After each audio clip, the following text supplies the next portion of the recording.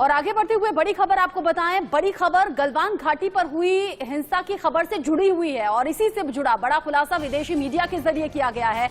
ऑस्ट्रेलियाई मीडिया ने चीन की पोल खोल दी है। गलवान भिड़ंत के दौरान नदी में बह गए थे 38 चीनी सैनिक, ये ऑस्ट्रेलियाई मीडिया का दावा है। तो पीपल्स लिबरेशन आर्मी के कई जवान गलवान नदी में बहे थे। चीन ने छिपाई थी अपने सैनिकों की मौत की खबर, तो अब ऑस्ट्रेलियाई मीडिया ने इसका खुलासा किया है।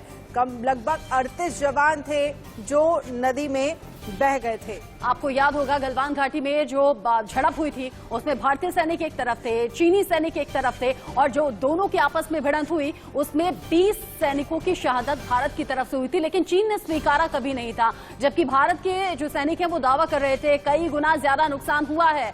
राहुल गौतम ज्यादा अपडेट के साथ जुड़ गए हैं इसी खबर पर हमारे साथ। राहुल, चीन भले ही लाख छिपाए, भारतीय सैनिकों के जरिए पहले भी दावा किया गया था, उस पर मुहर एक तरीके से लगा दी है ऑस्ट्रेलियाई मीडिया ने। बिल्कुल सही कहा आपने। ये जो ऑस्ट्रेलियन न्यूज वेबसाइट है इसका नाम द क्लेक्सॉन है और इसकी इन्वेस्टिगेटिव रिपोर्ट है जिसमें इसने कई तथ्यों को जोड़कर ये दावा किया है कि 38 चाइनीज जवान तो मात्र जो पास में नदी बह रही थी उसमें डूब के मरने से उनकी मृत्यु हो गई थी। इसके अलावा उन्होंने ये भी बताया कि किस तरीके से कई लोगों ने सोशल मीडिया पर और अन्य प्लेटफॉर्म्स पर इसके बारे में लिखने की कोशिश करी तो उनको उसने उस कंटेंट को डिलीट कर दिया। चीन की पुलिस ने लोगों को गिरफ्तार किया गया। एक पत्रकार है, उनका नाम वीबो बताया जाए, वीबो प्लेटफॉर्म पर वो थे और उन्होंने अपने जब इसके बारे में के बारे में बताया किस तरीके से बहुत नुकसान हुआ है चीनी सेना को गलवान घाटी में, तो उनको न सिर्फ अपनी नौकरी से हाथ धोना पड़ा बल्कि उनकी गिरफ्तारी भी हुई।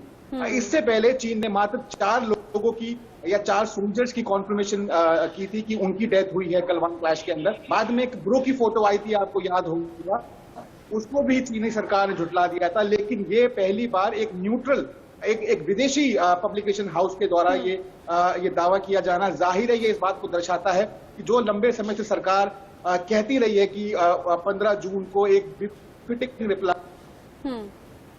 और राहुल, इससे बड़ी कायरता क्या होगी, इससे बड़ी बुजदिली क्या होगी कि अपने सैनिक अगर देश के लिए लड़ाई करते हुए शहीद हो भी गए तो उनकी शहादत तक को स्वीकार चीन ने किया नहीं था। चीन इन्हीं चालबाजियों के लिए, इन्हीं कायरता के लिए जाना भी जाता है। बहुत शुक्रिया राहुल आपका इस अपडेट के लिए।